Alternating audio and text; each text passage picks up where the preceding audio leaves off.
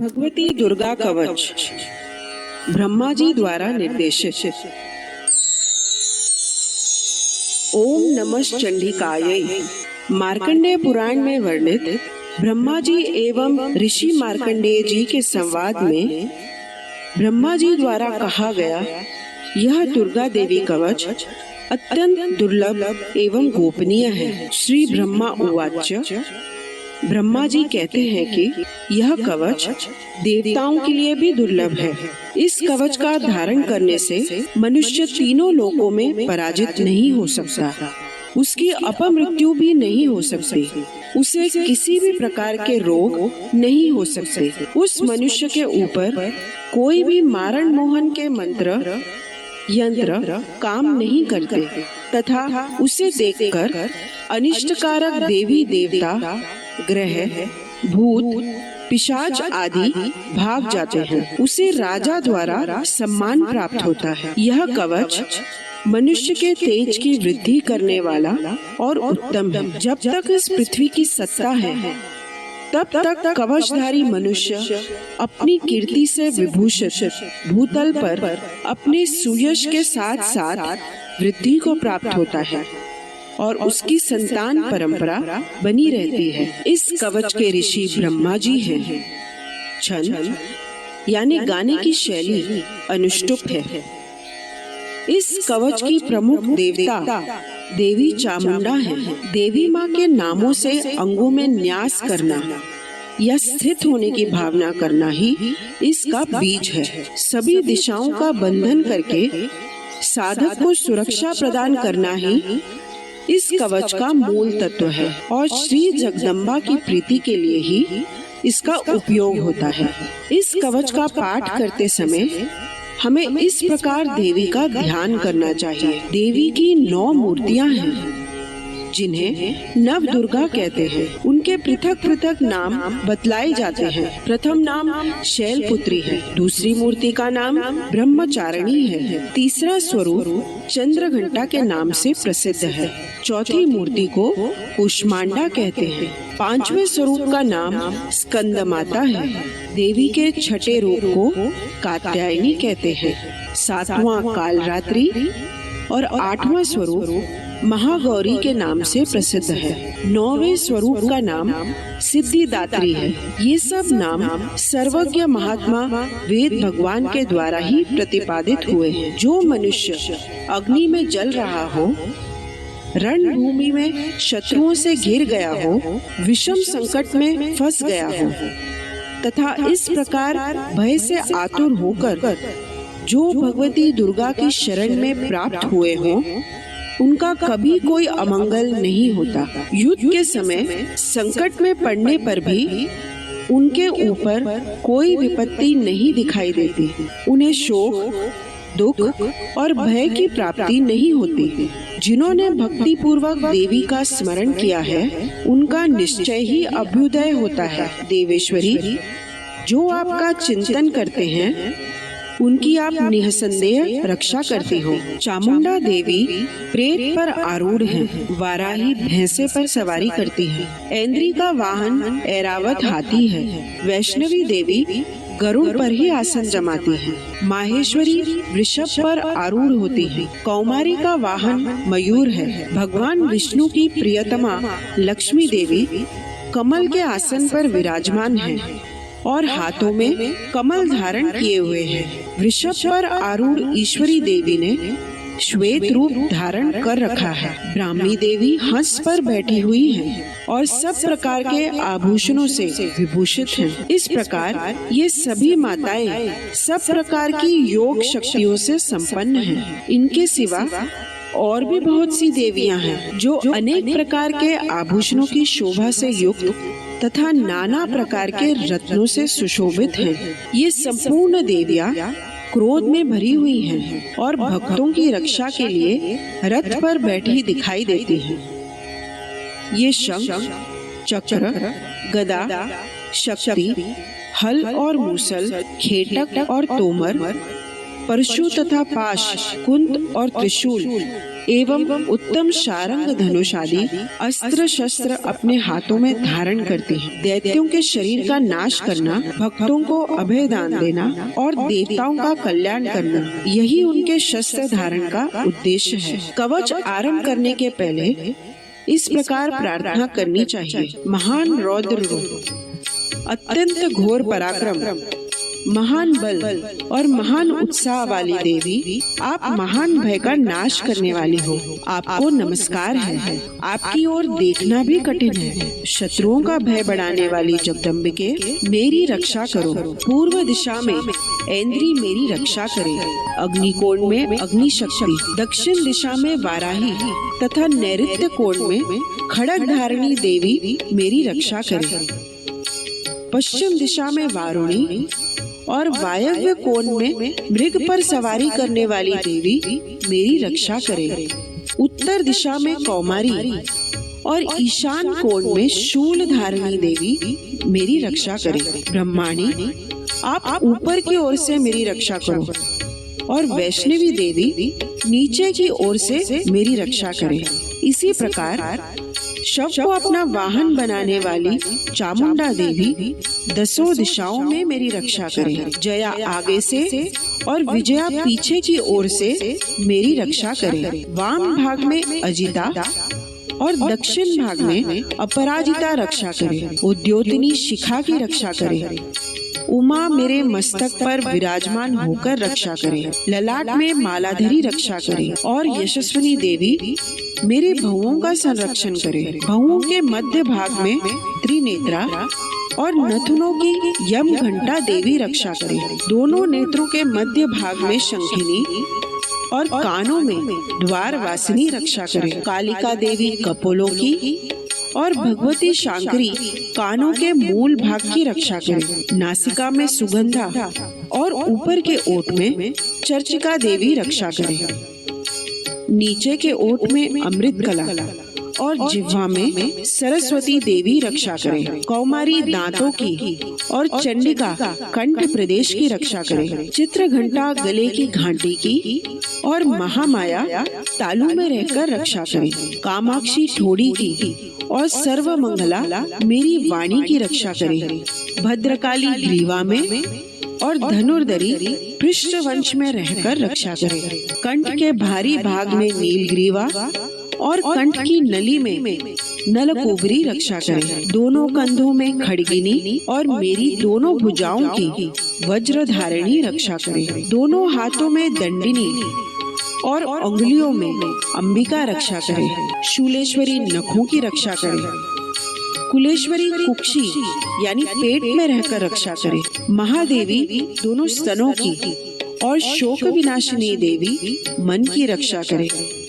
ललिता देवी हृदय में और शूल धारिणी उदर में रहकर रक्षा करे।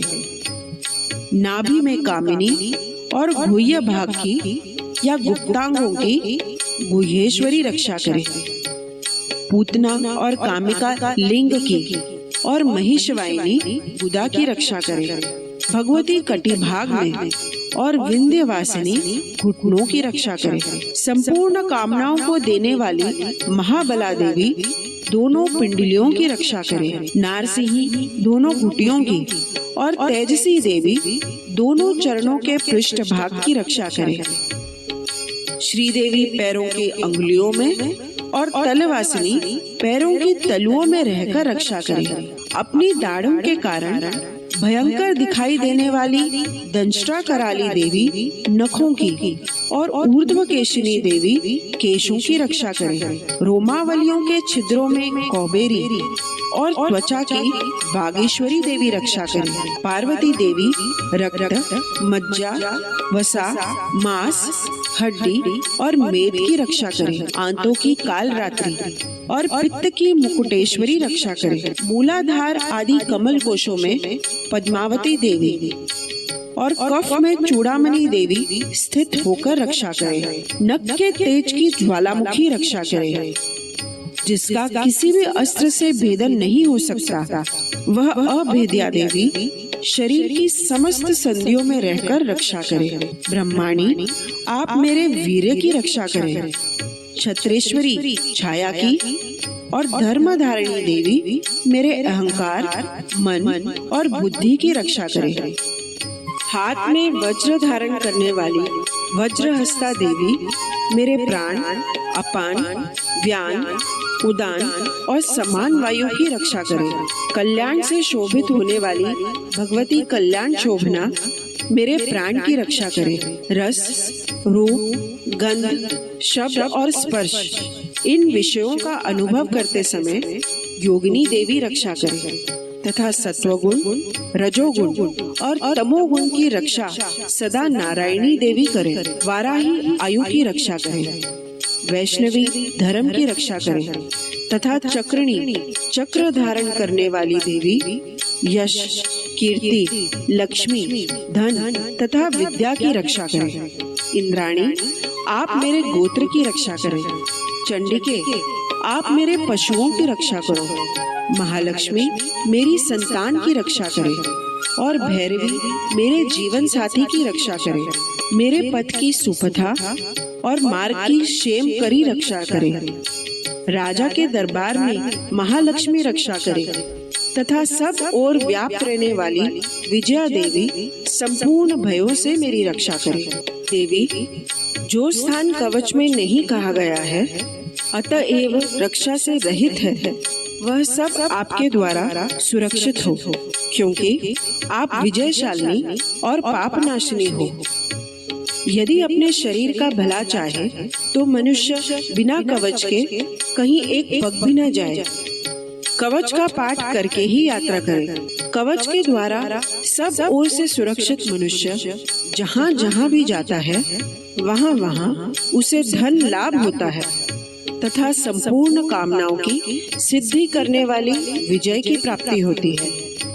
वह जिस जिस अभिष्ट वस्तु का चिंतन करता है उसको निश्चय ही प्राप्त कर लेता है। वह पुरुष इस पृथ्वी पर तुलना रहित महान ऐश्वर्य का भागी होता है। कवच से सुरक्षित मनुष्य निर्भय हो जाता है। युद्ध में उसकी पराजय नहीं होती तथा वह तीनों लोकों में पूजनीय होता है। देवी का यह कवच देवताओं के लिए भी दुर्लभ है। जो प्रतिदिन नियम पूर्वक तीनों संध्याओं के समय श्रद्धा के साथ इसका पाठ करता है उसे दैवी कला प्राप्त होती है तथा वह तीनों लोकों में कहीं भी पराजित नहीं होता। इतना ही नहीं, वह अपमृत्यु से रहित हो 100 से भी अधिक वर्षों तक जीवित रहता है। मकरी, चेचक और कोढ़ आदि उसकी संपूर्ण व्याधियां नष्ट हो जाती हैं। कनेर, भांग, अफीम, धतूरे आदि का स्थावर विष, सांप और बिच्छू आदि के काटने से चढ़ा हुआ जंगम विष तथा अहिफेन और तेल के संयोग आदि से बनने वाला कृत्रिम विष, ये सभी प्रकार के विष दूर हो जाते हैं। उनका कोई असर नहीं होता। इस पृथ्वी पर मारण, मोहन आदि जितने भी अभिचारिक प्रयोग होते हैं तथा इस प्रकार के जितने मंत्र यंत्र होते हैं वे सब इस कवच को हृदय में धारण कर लेने पर उस मनुष्य को देखते ही नष्ट हो जाते हैं। ये ही नहीं, पृथ्वी पर विचरने वाले ग्राम देवता, आकाशचारी देव विशेष, जल के संबंध से प्रकट होने वाले गण, उपदेश मात्र से सिद्ध होने वाले निम्न कोटि के देवता, अपने जन्म के साथ प्रकट होने वाले देवता, कुल देवता, माला, डाकिनी, शाकिनी, अंतरिक्ष में विचरने वाली अत्यंत बलवती भयानक ढाकनियां, ग्रह, भूत, पिशाच, यक्ष, गंधर्व, राक्षस, ब्रह्म राक्षस, बेताल, कुष्मांड और भैरव आदि अनिष्टकारक देवता भी हृदय में कवच धारण किए रहने पर उस मनुष्य को देखते ही भाग जाते हैं। कवचधारी पुरुष को राजा से सम्मान वृद्धि प्राप्त होती है। यह कवच मनुष्य के तेज की वृद्धि करने वाला और उत्तम है। कवच का पाठ करने वाला पुरुष अपनी कीर्ति से विभूषित भूतल पर अपने सुयश के साथ साथ वृद्धि को प्राप्त होता है। जो पहले कवच का पाठ करके उसके बाद सप्तशती चंडी का पाठ करता है, उसकी जब तक वन, पर्वत और कानूनों सहित यह पृथ्वी टिकी रहती है, तब तक यहाँ उसकी संतान परंपरा बनी रहती है। फिर देह का अंत होने पर वह पुरुष भगवती महामाया के प्रसाद से उस नित्य परम पद को प्राप्त होता है, जो देवताओं के लिए भी दुर्लभ है।